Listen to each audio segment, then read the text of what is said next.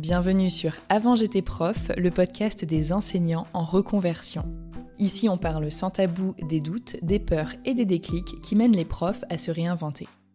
Si vous avez déjà pensé à quitter l'éducation nationale, si vous avez peur de ne rien savoir faire d'autre qu'enseigner, si vous souhaitez vous informer sur vos droits ou si vous cherchez simplement des idées de métier, vous êtes au bon endroit. Chaque mercredi, je publie des témoignages de profs reconvertis, des parcours d'enseignants en reconversion et des conseils concrets pour vous aider à construire la suite de votre carrière. Je m'appelle Florence, avant j'étais prof et j'espère que grâce à cet épisode, vous pourrez bientôt en dire autant. Cet épisode spécial fait suite au live que nous avons présenté récemment avec Charlène Siffre, la créatrice de l'école des profs, que nous avions intitulé « Quitter l'éducation nationale sans quitter l'enseignement, devient prof indépendant ». Durant ce live, nous avions invité 2 personnes, Blandine, une enseignante qui travaille aujourd'hui à son compte et qui est à la tête de l'école des petits expats, et Eva, qui est encore en poste et qui se forme auprès de Charlène pour apprendre à devenir enseignante indépendante. Si vous n'avez pas vu le live ou écouté le replay, j'ai ajouté les liens en description de cet épisode. L'épisode du jour vient donc compléter l'épisode précédent puisque j'ai demandé à des profs de l'EN qui sont devenus indépendants via la formation de Charlène de partager leur parcours pour que vous ayez de nouveaux exemples à analyser. Ces profils sont tous uniques et chaque personne en est à un stade différent de sa reconversion. Je précise que nous avons créé un partenariat spécialement pour vous avec Charlène et que vous pouvez bénéficier de 5% de réduction sur votre inscription à l'école des profs en tant qu'auditeur ou auditrice du podcast. Et pour en bénéficier, il faut entrer le code AJP5 en majuscule au moment de régler votre achat. Pour celles et ceux que ça intéresse, je mets plus d'infos en description. Le premier témoignage du jour, c'est celui de Claire, que vous avez peut-être déjà entendu dans l'épisode 46 du podcast si vous étiez là l'année dernière. À la base, Claire est prof d'allemand, et c'est donc tout naturellement qu'elle a choisi de se consacrer aux cours franco-allemand en créant son entreprise Lingualogue. Je lui laisse donc la parole car elle vous en parlera bien mieux que moi. Bonjour, je m'appelle Claire, je suis enseignante depuis 2006. J'enseigne le français et l'allemand. J'ai enseigné 10 ans en REP+, et j'ai été pas mal de temps aussi en disponibilité pour rapprochement de conjoints. Donc pendant ce temps-là, j'ai utilisé mon autre casquette de traductrice et j'ai aussi donné pas mal de cours particuliers pour des particuliers, mais aussi pour des organismes, des écoles, post-bac, à l'office du tourisme, etc. Je suis actuellement en disponibilité de droit pour élever un enfant de moins de 12 ans. Pour pouvoir justement monter mon projet. Je suis partie en fait en 2021 parce qu'en fait je sentais déjà depuis un moment que je commençais vraiment à m'épuiser. Comme je le disais, j'ai principalement enseigné en REP+, et en 2020, j'ai eu le Covid. Et je pense que c'est arrivé un peu en fin de parcours pour moi, et j'avais ce sentiment d'épuisement, et donc j'ai attrapé le Covid, mais un Covid plutôt mauvais, qui m'a complètement mise en arrêt total. Je ne pouvais plus parler, enfin, vraiment c'était compliqué. Et au moment de reprendre, je me suis dit mais en fait je ne peux pas reprendre, et j'avais cette idée de monter mon école de langue en ligne. Alors, ce qui était le plus compliqué pour moi à cette époque, en fait, c'était d'avoir un quotidien qui était très lourd, très pesant, et d'avoir ce sentiment de ne pas avancer. J'avais aussi le sentiment de ne pas être libre, que tout m'était imposé, que en fait, ça suffisait jamais, qu'à chaque fois, il y avait des réunions, des projets, etc. à ajouter, et surtout en tant que professeur d'allemand, parce que l'allemand, c'est quand même une langue qui devient rare, et il faut vraiment se battre pour pouvoir trouver des élèves, et donc il faut faire plein de projets en parallèle pour motiver et dynamiser sa matière. J'ai uniquement enseigné en REP+, et ça me demandait une énergie de dingue, et j'ai senti vraiment qu'à ce moment, j'avais donné suffisamment, et en fait mon corps me le disait, et je n'avais plus en fait cette énergie pour donner ce qu'il fallait, et je le sentais du coup dans ma relation aux élèves, que j'aimais beaucoup. J'ai toujours eu un très bon contact avec mes élèves, mais là je sentais que ça se détériorait, et je me suis dit qu'il fallait pas que ça traîne trop pour pas être trop négatif comme expérience. Et donc quand j'ai eu le Covid, pour moi ça a été le signe qu'il fallait que ça s'arrête. Donc j'ai été arrêtée plusieurs mois. Et ensuite, j'ai décidé de me mettre en disponibilité parce que je me sentais totalement incapable d'y retourner. Et c'est là que j'ai commencé à concrétiser mon projet. Donc je voulais monter mon école de langue et me spécialiser dans les relations franco-allemandes. Alors en fait le métier de prof indépendant était déjà familier pour moi parce que j'avais déjà été à mon compte, j'avais été traductrice et en parallèle des projets de traduction je donnais des cours comme je le disais un peu plus tôt. Donc j'avais déjà donné pas mal de cours auprès d'un public très divers, donc je savais que je savais faire aussi et que je pouvais tout à fait m'orienter là-dedans. En fait, je voulais absolument, ce qui était très important pour moi, c'était de pouvoir gérer mon emploi du temps, de pouvoir choisir les personnes avec qui j'allais travailler aussi. Et je voulais aussi pouvoir organiser ma progression comme je le voulais, choisir les thèmes sans savoir que j'allais être inspectée, etc. Mon approche pédagogique aussi pour l'enseignement des langues. En fait, ce qui m'a vraiment attirée, c'était ma liberté. Et en fait, ce qui a été un peu déclencheur, c'est quand j'ai rencontré Yasmine, qui vient c'est le compte YouTube Une Vivre allemande. Donc elle est assez connue dans le domaine du franco-allemand. Et c'est elle qui m'a fait découvrir le compte de Charlène, qui a donc créé l'école des profs.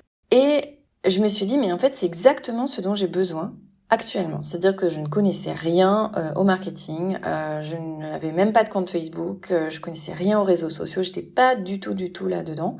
Et en fait, je me suis dit que c'était vraiment ce qu'il me fallait. Et en plus, j'ai contacté Charlène et on s'est très très bien entendu. Le contact est super bien passé. Et je me suis inscrite du coup pour la première session de l'école des profs, donc la version bêta, à laquelle donc j'ai participé. Et pour moi, c'était la meilleure décision parce qu'en fait, j'ai vraiment...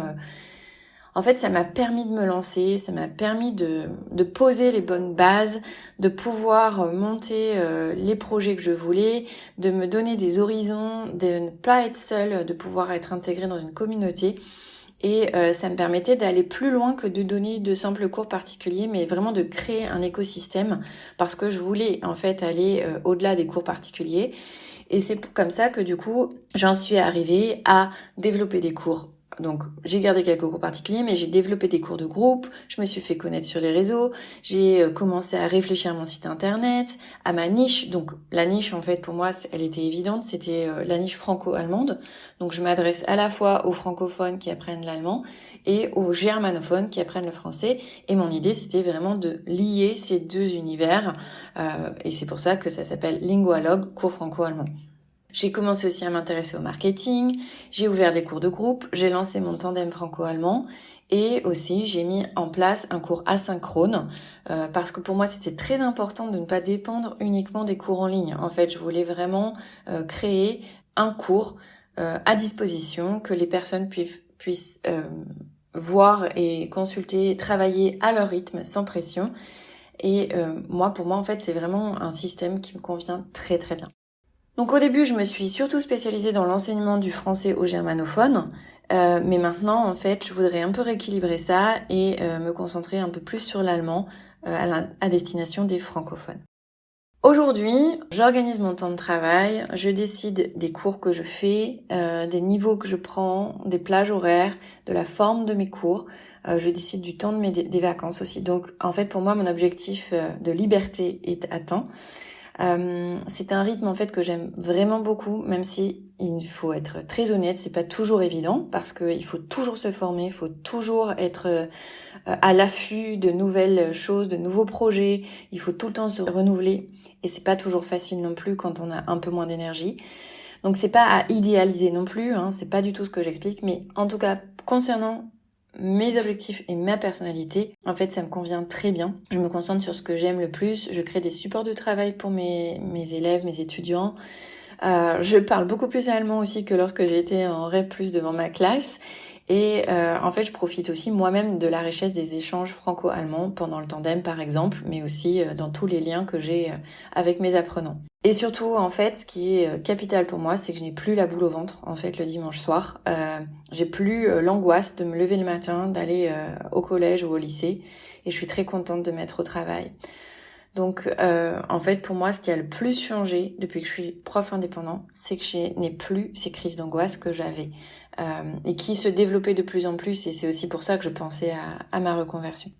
Et pour terminer, en fait, si j'ai un conseil à donner à quelqu'un qui rêve de devenir prof indépendant, pour moi, ce qui a été capital, c'est vraiment de trouver d'autres personnes avec qui je pouvais échanger. C'est-à-dire que quand on se retrouve, quand on devient indépendant, en fait, on est confronté à une certaine solitude qui peut faire peur. Moi, personnellement, j'aime beaucoup travailler seule, donc c'est pas vraiment ce qui m'inquiétait. Mais je pense quand même que c'est important de faire partie d'une communauté, de trouver un groupe, de trouver quelqu'un qui nous guide et de continuer constamment à se former pour apprendre de nouvelles choses. Et aussi, donc, ne pas être isolé. Parce que l'entrepreneuriat, en fait, ça bouge tout le temps. Donc, il faut rester vraiment à l'affût et continuer à vraiment apprendre. Donc c'est à nous en fait d'aller chercher les contacts, de nous former pour avancer et rester curieux.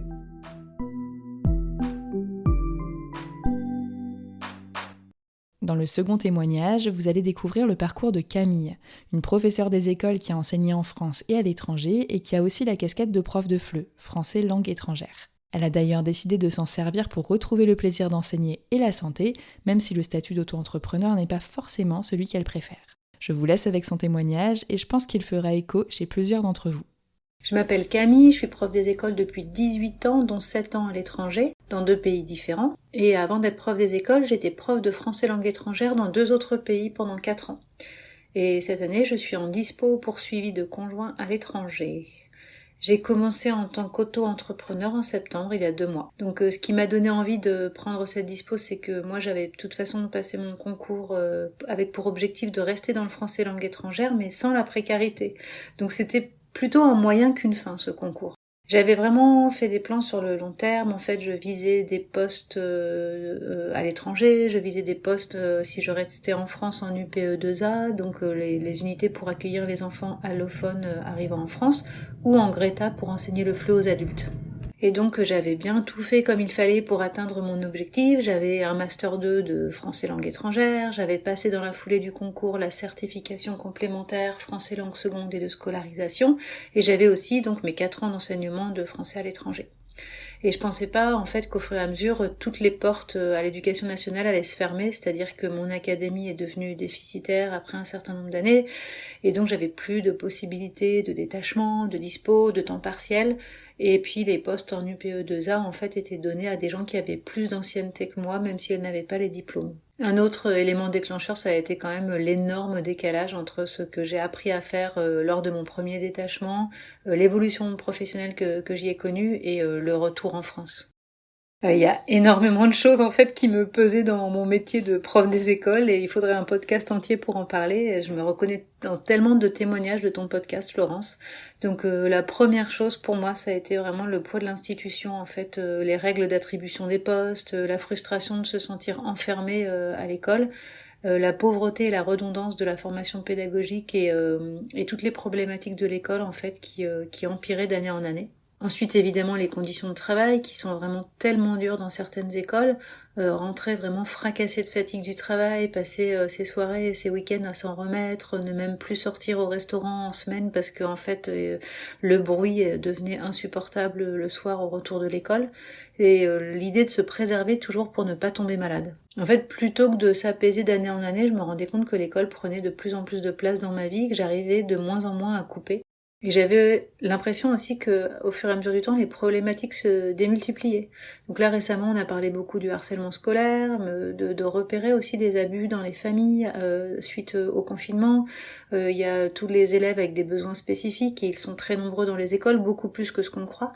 Donc tout ça, en fait, faisait que je trouvais ça de plus en plus difficile à gérer pour un enseignant. Évidemment, t'en parles souvent, la responsabilité énorme qu'on a d'avoir de la sécurité et de la santé de 30 gamins toute la journée, en fait, tout ça, ça fait qu'on est en alerte tout le temps et que c'est extrêmement fatigant au quotidien. Et donc, comme avec l'expérience, je me suis pas du tout détendue avec ça, bien au contraire, je ressentais une espèce de culpabilité face à mon impuissance, en fait, de ne pas pouvoir aider tout le monde. Et je rentrais quasiment tous les soirs chez moi en me disant que j'avais pas passé une bonne journée parce que j'avais pas vu ci, j'avais pas vu ça, et j'étais tout le temps dans l'impression que je ne faisais pas assez bien. Alors quand j'ai pris la décision de partir et que j'ai dit à mon école que je partais, j'avais pas vraiment d'idée claire de ce que je voulais faire. Franchement, je savais juste ce que je voulais plus subir. Je savais que je voulais retrouver le sommeil, je voulais retrouver ma créativité, je voulais être plus sereine et plus joyeuse, tout simplement. En fait, j'avais vraiment tellement besoin de recharger les batteries le week-end que j'arrivais pas à me projeter en fait quand j'étais en poste. J'avais pas l'espace mental ni l'énergie de me projeter dans autre chose. Et en fait, à un moment donné, après l'accumulation aussi d'événements dans mon école, le fruit qui était déjà bien mûr est tombé tout seul. Donc je savais, de par mon expérience antérieure, que le FLE, ça me plaisait énormément. C'était même la passion, en fait. Et j'étais pas du tout dégoûtée de l'enseignement, mais je voulais juste enseigner autrement et ne plus avoir une responsabilité aussi importante. Comme j'avais toujours gardé un pied dans le FLE et que j'avais des amis dans le FLE, je savais en fait que si je devais y revenir un jour, je devrais avoir ce statut d'auto-entrepreneur. Donc c'était pas une découverte. Après, ce que ça veut dire vraiment être indépendant et le monde de l'auto-entreprise, par contre, j'avais vraiment intéressée et ça me faisait un petit peu peur. D'autant que j'ai quand même été élevée dans la vénération du service public et que moi aussi j'adore le service public. Franchement, j'adore. Donc ça aussi, ça a vraiment pesé longtemps en fait, et j'ai eu du mal à quitter le service public parce que je trouve que c'est vraiment très bien de faire un métier qui œuvre pour le bien public. La raison pour laquelle je me lance dans la voie prof de FLE indépendante maintenant, c'est parce que c'est celle qui me semble la plus évidente pour moi. En fait, en ce moment, quand même, tout est ouvert. J'ai vraiment l'impression que j'ai un champ des possibles, alors qu'avant, tout avait l'air de se refermer petit à petit. Il y a plein de choses qui m'intéressent et que je garde dans un coin de ma tête. Donc je m'autorise à rêver un peu cette année. Et ça fait un bien fou parce que en fait, mon imaginaire s'était énormément appauvri et rétréci ces dernières années. Et puis c'est vrai qu'avec le FLE, j'avais vraiment l'impression de ne pas avoir mené ma passion jusqu'à son terme. Donc j'avais très très envie en fait de revenir à cette voie. Après l'entrepreneuriat, je pense que me connaissant, si j'avais pu l'éviter, je l'aurais sûrement fait. Mais bon, comme je suis curieuse pour l'instant, je prends ça plutôt avec curiosité et intérêt qu'avec anxiété. Mais je n'exclus rien pour l'avenir. En fait, j'ai découvert l'école des profs un jour grâce à ton podcast, Florence, que j'écoutais par ailleurs depuis longtemps. Je venais de démissionner donc de mon école et j'avais pas de plan B et il fallait que je trouve un autre job, donc je cherchais des idées en écoutant ton podcast. Et en fait, j'ai entendu d'anciens profs reconvertis qui étaient passés par l'école des profs, en fait Claire de Lingualogue et Blandine de l'école des petits expats. Et en fait, je me suis rendu compte que j'avais déjà entendu Charlène, mais comme j'excluais complètement de me lancer en tant que prof indépendante à l'époque, parce que j'avais trop peur en fait de perdre cette sécurité sûrement. En fait, ça n'avait pas fait tilt, mais là, du coup, le fruit était mûr et j'ai tendu une oreille et j'ai vraiment été réceptive au discours de Charlène. En fait, je suis allée écouter ses podcasts, je suis allée sur sa chaîne YouTube, j'ai téléchargé son freebie et j'ai lu ses newsletters. Et en fait, pour savoir à qui j'avais affaire, et elle a fait une offre de lancement en juin qui était très intéressante. Et j'ai décidé de l'acheter parce que le timing était parfait pour moi et parce que son offre en fait correspond exactement à ce dont j'ai besoin. Et ce que je sais pas faire, c'est-à-dire la partie entrepreneur et un peu commerciale du boulot de prof indépendant. En fait, j'aime bien, je trouve que l'aspect financier business, c'est très très tabou chez les profs, surtout éducation nationale, et je trouvais ça très bien que Charlène mette les pieds dans le plat, en fait. Moi, je cherche pas à avoir un gros salaire, par contre, je veux vraiment que mes heures de travail soient payées dignement et qu'on me respecte en tant que professionnelle de l'éducation. Et sur ça, on est raccord, en fait, on est contre l'ubérisation des profs indépendants qu'on voit partout en ce moment. J'ai l'impression d'être encore au tout début de la transition entre prof des écoles et prof indépendant. Ce qui est sûr, c'est que j'avais mis un peu d'argent de côté et que je sais que je peux compter sur le soutien de mon compagnon si besoin. On n'a pas d'enfants non plus, donc ça enlève un poids parce que l'insécurité financière, c'était quand même un gros frein pour moi. Et c'est la raison pour laquelle d'ailleurs je demande une dispo pour voir en fait. Ce qui est clair, c'est que je me vois pas retourner dans une classe, mais j'exclus pas en fait de faire autre chose que l'auto-entrepreneuriat. Moi, j'ai passé mon été à me former sans trop me speeder, en fait. C'était très agréable, c'était beaucoup moins stressant que mes étés précédents, j'étais très sereine. Et en fait, j'ai pris le temps de me poser, de comprendre ce qui m'était arrivé aussi ces dernières années et ce dont je ne voulais plus. Et je voulais pas me lancer frénétiquement dans autre chose, mais quand même, j'ai travaillé mon projet un petit peu tous les jours et je suis contente parce que j'ai appris plein de choses, je me suis formée et reformée, donc c'était très bien. J'ai eu l'impression à la rentrée de faire des micro-rentrées à chaque fois parce que j'ai pris des élèves très différents, des adultes, des ados, etc. Et c'était plus agréable que désagréable en fait ces mini-rentrées par rapport aux rentrées à l'éducation nationale. En plus, je trouve que c'est une phase super utile et super enrichissante là que je vis, donc je veux vraiment la savourer parce que j'essaie de trouver ma place, de comprendre où est ma place et c'est hyper important. Alors, mes premiers élèves dans le FLE post-éducation nationale, ça se passe à l'Alliance française principalement, donc c'est la 3e fois que j'enseigne pour une Alliance française et j'adore les profils des profs et des élèves là-bas, vraiment j'adore ce milieu. Donc j'enseigne à des enfants, ados, avec des problématiques de bilinguisme, des adultes qui veulent apprendre le français, des professionnels d'entreprise, voilà. Et après, j'en suis qu'au tout début parce qu'il faut bien gagner sa vie et qu'en dispo, tu touches rien de rien. Donc en fait, je donne des cours, je dois recréer tous mes cours, je découvre le monde du FLE, donc je me forme en parallèle, j'essaie de monter mon projet. Donc c'est beaucoup de choses en même temps.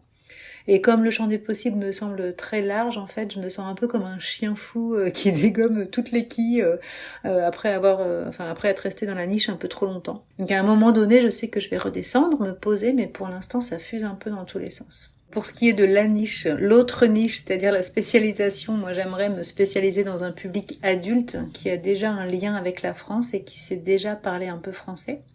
Donc des gens qui ont vécu, qui vivent ou qui veulent vivre en France et qui s'intéressent à la culture française sous toutes ses formes, avec quand même un goût prononcé pour la culture alternative, indépendante, et des gens qui auraient envie d'en parler, en fait, de savoir en parler. Donc j'aimerais bien faire découvrir des artistes français, des films, de la musique qu'on voit pas forcément dans les manuels de FLE, parler de lieux culturels un peu originaux en France, en dehors des gros mastodontes qu'on connaît, de musées, etc. Et permettre aux apprenants de s'exprimer donc sur ce qui les fait vibrer au niveau culturel, sur leur passion, que ce soit la BD, le ciné, le théâtre, les arts plastiques, etc. Et aussi aider les gens à trouver leur niche culturelle en France, vraiment. Je me suis rendu compte autour de moi, et moi-même je l'ai vécu en fait, que quand on n'est pas bien préparé à une expatriation, quand on ne connaît pas bien la culture et qu'on ne sait pas à qui s'adresser, où trouver des gens qui partagent des passions communes avec nous, des centres d'intérêt, etc., c'est très difficile et ça peut même faire capoter une mobilité ou voire dégoûter de la culture du pays en fait que de ne pas trouver sa niche culturelle. Donc c'est vraiment un concept que j'ai envie de développer. Aujourd'hui, je me sens hyper heureuse. En fait, je savoure chaque instant de liberté. C'est pas forcément de l'oisiveté. Je prends juste le temps de réfléchir, d'approfondir. J'ai énormément de plaisir en fait dans ce que je fais, que ce soit la préparation de cours, les cours eux-mêmes ou la relation aux élèves. J'ai choisi sciemment en fait de ne pas faire trop d'heures d'enseignement encore. C'est un choix vraiment conscient de me dégager du temps pour développer mon projet. Ces 2 premiers mois, j'ai gagné bien moins que ce que je gagnais avant. C'était déjà pas beaucoup ce que je gagnais avant, mais honnêtement, retrouver la santé, la joie de vivre, ça n'a pas de prix, quoi. En fait, je suis fière de ce que j'ai réussi à gagner heure par heure depuis le début du mois de septembre, en si peu de temps. En fait, je suis fière d'avoir réussi à dire non à des situations qui ne me convenaient pas ou ne me convenaient plus. Et pour l'instant, je fais exactement ce que je veux et c'est un sentiment génial.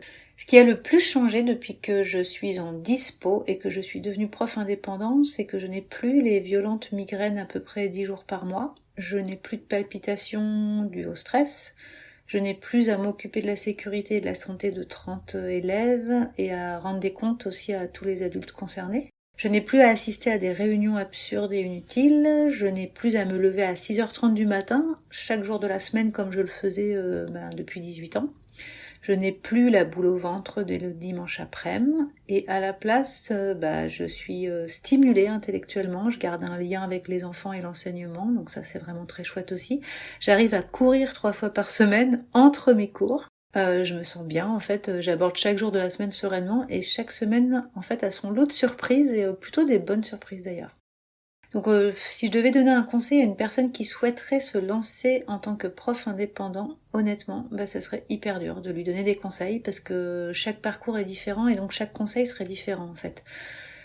Un conseil que j'ai dans la vie en général, c'est de tester, d'oser, parce que en fait, tant qu'on n'a pas expérimenté, en fait, on peut jamais savoir et il faut pas se laisser guider par ses peurs. Donc ça, c'est valable pour tout. Et en fait, de toute façon, ça se passe jamais comme prévu. Alors bon. Donc on a le droit de se planter aussi, ça c'est un bon conseil. Voilà.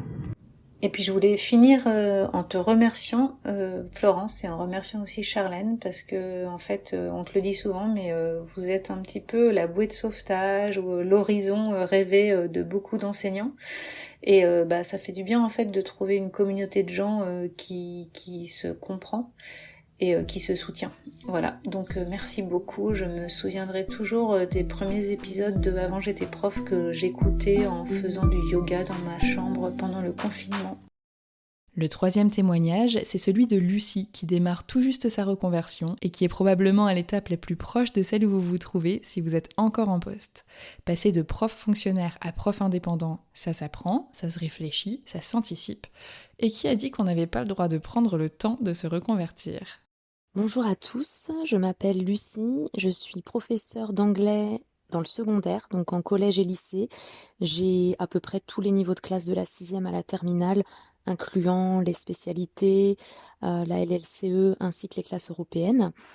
Et je suis dans la région Lorraine, donc Moselle-Est plus exactement, dans le nord-est de la France. Actuellement, je suis en disponibilité de l'éducation nationale.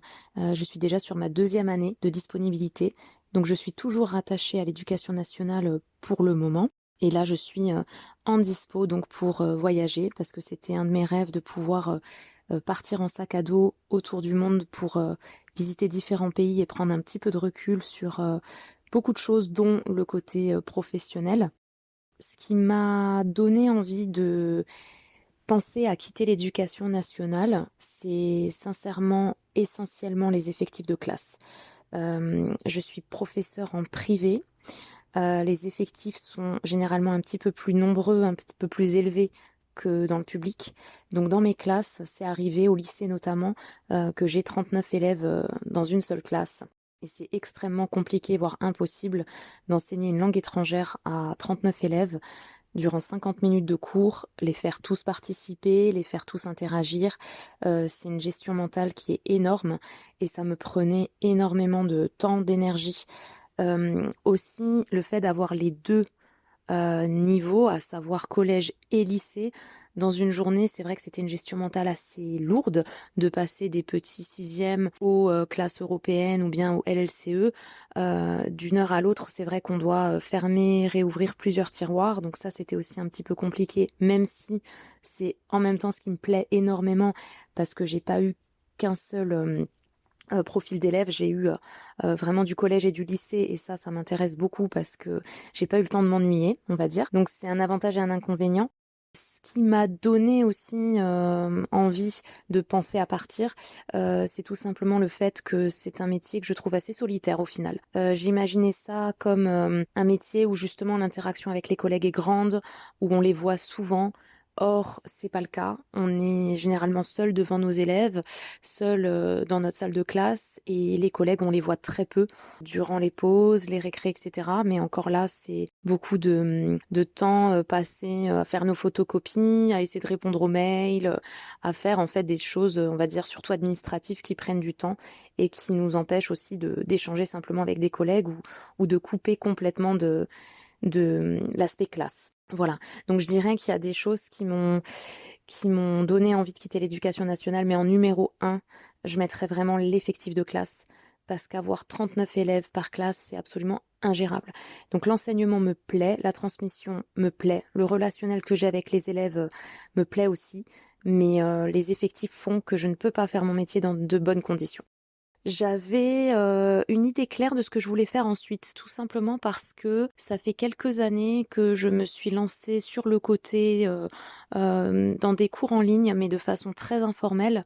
Voilà, c'est pas du tout quelque chose de structuré, on va dire, pour le moment. Donc j'ai vu là que j'avais encore un attrait justement pour l'enseignement. Heureusement que j'ai eu ces expériences-là parce que ça m'a fait me dire, ok, c'est pas l'enseignement en soi qui me déplaît, c'est les conditions qu'il y a autour dans l'éducation nationale. Donc de par ces expériences-là, d'avoir qu'un seul élève en face de soi, entre guillemets, puisque c'est des cours en ligne, d'avoir un relationnel avec eux, de les voir progresser aussi plus rapidement, a fait que je me dise, là, il y a vraiment quelque chose qui me plaît, un domaine que j'ai envie de développer, où j'ai vraiment envie de m'y intéresser de façon plus sérieuse et plus concrète. Et il y a quelque chose là à faire avec ça. J'étais, avant de devenir enseignante, dans un domaine complètement différent. J'étais dans le marketing, commerce.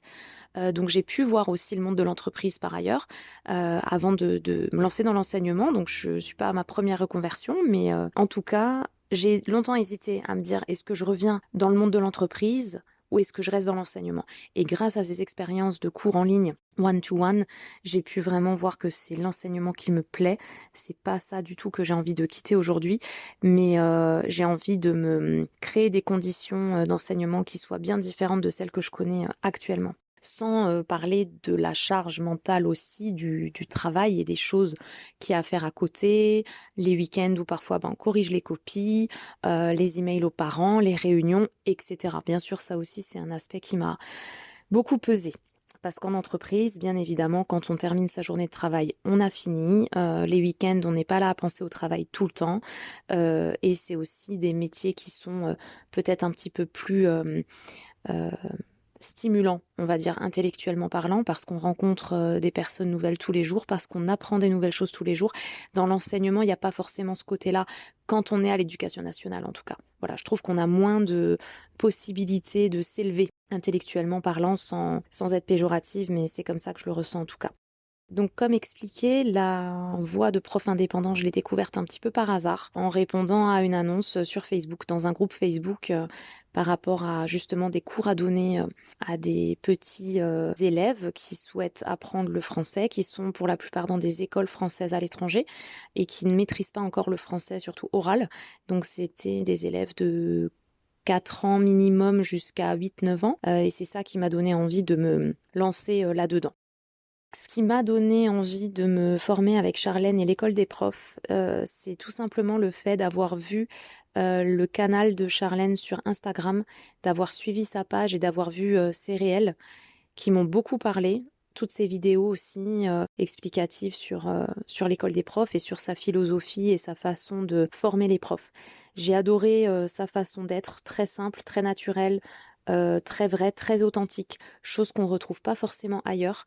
Je me suis intéressée à son programme que j'ai trouvé très complet, qui parle un petit peu de tout justement, pas que du marketing et de l'administratif, mais aussi de la didactique, des cours, beaucoup de choses intéressantes, beaucoup de choses auxquelles j'avais pas pensé non plus.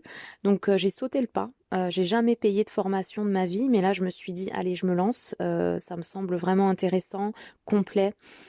Charlène aussi en tant que personne me parle parce que voilà, par écran et des vidéos que j'ai vues, c'est une personnalité en tout cas qui m'intéressait beaucoup. Donc tout ça a fait que je me lance. Alors aujourd'hui, en ce qui concerne le passage à l'action, je ne suis pas vraiment encore passée à l'action. Puisque là, étant en disponibilité et en voyageant et en ayant très peu le temps de justement suivre la formation correctement, je laisse ça à mon retour. Je ferai ça quand je reviens, pour justement faire les choses bien, pour me prendre le temps, pour m'y lancer à fond, parce que j'ai vraiment envie de me donner à 100% pour cette formation et pour l'après, tout en sachant que je n'ai pas encore démissionné de l'éducation nationale, donc c'est fortement possible qu'au retour, peut-être pour m'assurer une sécurité, je réintègre l'éducation nationale peut-être 1 ou 2 ans, le temps de justement lancer mon activité sur le côté. Donc le passage à l'action, il est en réflexion, mais il n'est pas encore effectif aujourd'hui. Voilà ce qu'il en est. Le financement par rapport à la formation n'a pas été un gros problème puisque je trouve que la formation que propose Charlène est assez accessible au niveau du tarif pour tout ce qu'elle apporte. Et le fait aussi que ce soit une formation qui soit à vie, à savoir que l'accès n'est pas limité dans le temps, ça m'a énormément aidé à justement investir dans cette formation-là en me disant que si j'ai pas le temps aujourd'hui de la suivre, c'est pas grave, j'aurai toujours le temps d'y revenir plus tard.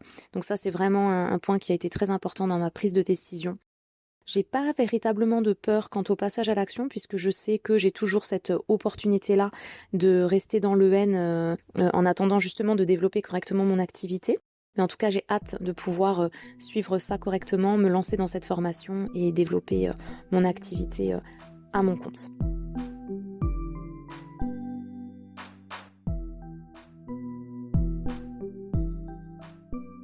Merci d'avoir écouté cet épisode jusqu'au bout. Pensez à vous abonner au podcast pour ne pas rater les prochains. Pour m'aider à faire connaître l'émission, vous pouvez la noter et la commenter sur votre application d'écoute. Je vous invite également à la partager avec vos proches, vos collègues et sur vos réseaux sociaux. Retrouvez l'actualité du podcast sur Instagram et Facebook @avantj'étaisprof et si vous avez besoin d'aide dans votre propre reconversion, jetez un œil à mon site internet avantj'étaisprof.com. Vous y trouverez la liste de tous les épisodes du podcast, des articles de blog, des idées de formation et mes propositions d'accompagnement. À bientôt!